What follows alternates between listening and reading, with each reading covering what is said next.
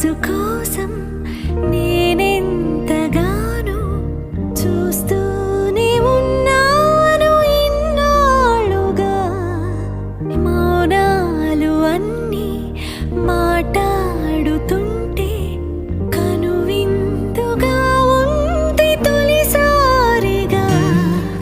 అపురూపమేగా నాకీ క్షణాలు, దాచేసుకుంటాను జ్ఞాపకాలుగా.